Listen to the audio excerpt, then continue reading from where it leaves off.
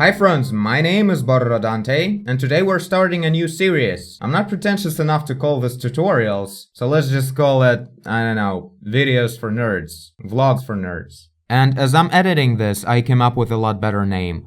Borrow's Cool, acronym BS. I think it's gonna be perfect. Here we're gonna discuss more of a technical side of my painting approaches. So anyway, today let's start with discussing what the hell is this thing.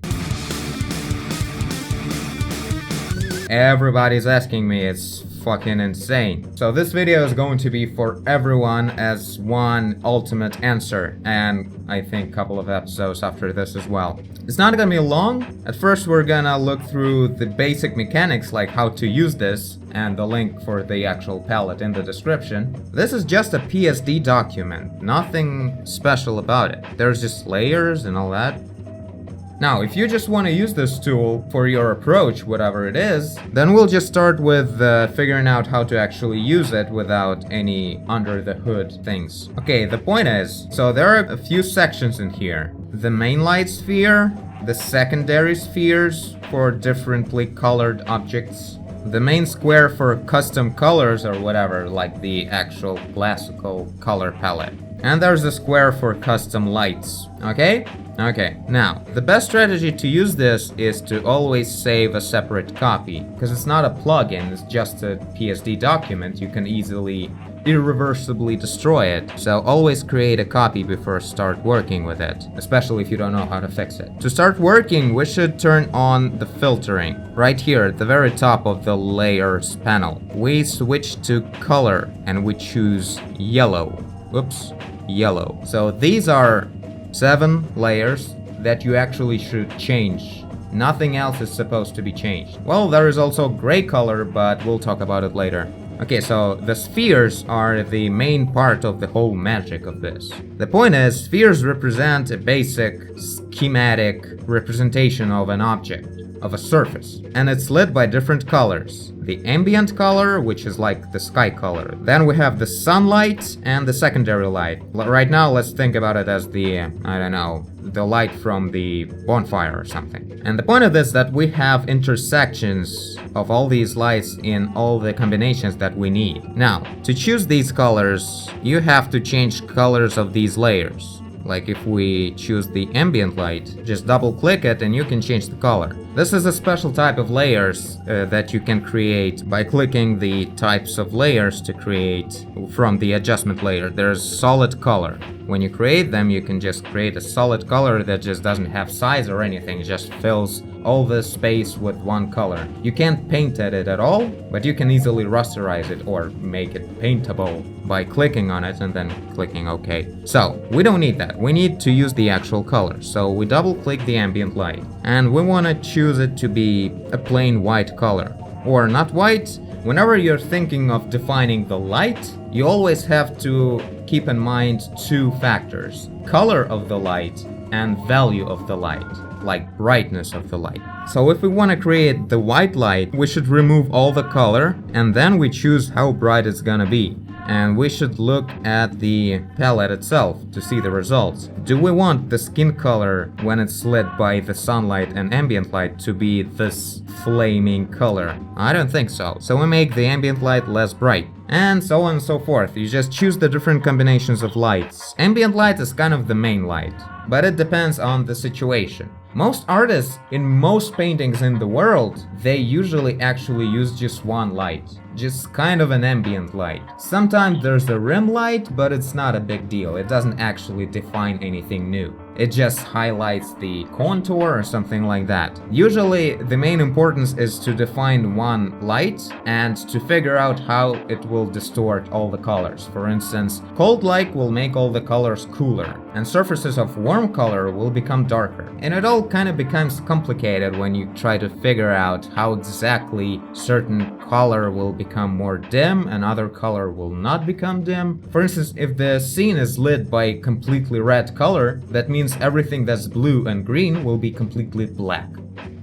And what about kind of a yellow color? It's gonna be slightly dim, but not really. And it's all just really a messed up thing to keep in mind while you still have to think about composition, geometry, anatomy, and all that shit. So I created this palette to take this struggle away of choosing the color. So we choose 3 colors, or maybe 2, or maybe just 1 if we want to just work with ambient light. Although you shouldn't actually ever remove any of the lights because, well, they're not actually gonna bother you. You just pick the color from this area, from the cool light area. Now, next step. Right now we chose the colors of the lights. Now let's paint certain surfaces with different colors. That's what I did in a couple of episodes. So we go to the layer named color and we take the brush, we choose the color. Okay, green is fine.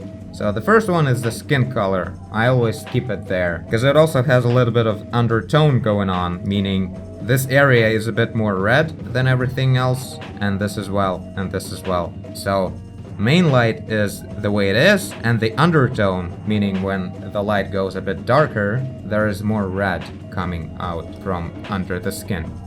That's where the gray color of layers comes in, so we paint it with green. This little bubble at the side is a place where you can pick the original color of the object, because everything else is distorted by the colors of the lights, and here you can actually pick the color and maybe just make slight alterations if you want to go a bit brighter or something. And this is how the whole thing works practically. Now, if you're experienced enough, you probably have a question. What about reflected light? For instance, when we have the skin that's very dark at a certain area, and there's a sunlight going on from the other side.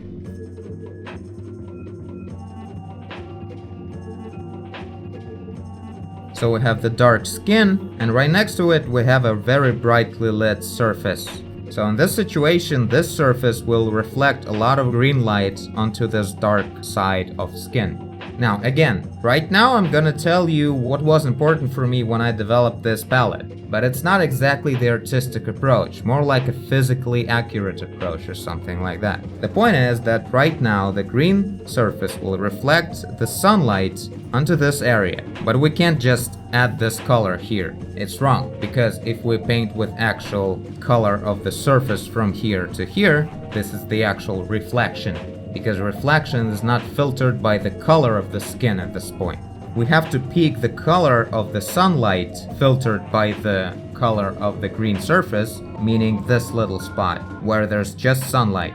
And then we should go to the lights layer and paint a little spot in the dark area of skin.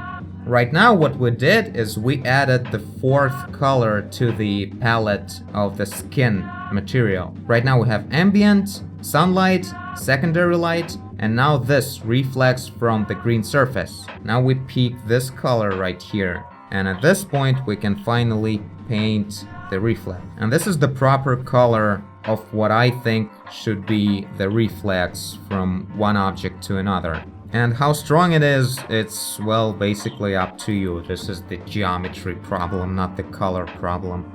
So right now it kind of looks more or less natural. This actually looks like the skin that's located right next to the green object that reflects this light. Now a little bit more about the mechanics of the palette. So in the light layer we can paint extra lights to create reflexes whenever we need them. If we go back to colors layer, we can work with painting different surfaces with different colors. And in this layer we can also use the classical palette as well. And this secondary, like, custom lights palette is where we save our reflexes as well if we want. This is like the classical color palette but for lights. So, custom light palette. The discrete gradient of gray colors at the side is... I don't know why I need this. I never actually used it, but the point of this is that we paint this area with any color and we have all the gradations of this color down to the black color. Now, the top thing. Why would we need this? Well, initially it's kind of a legacy thing, but the clear colors of the lights is what the colors of highlights are supposed to be. Meaning, right now skin is lit by the ambient light and the sunlight, and is filtered by this color of the skin. And we have this color right here at the brightest area.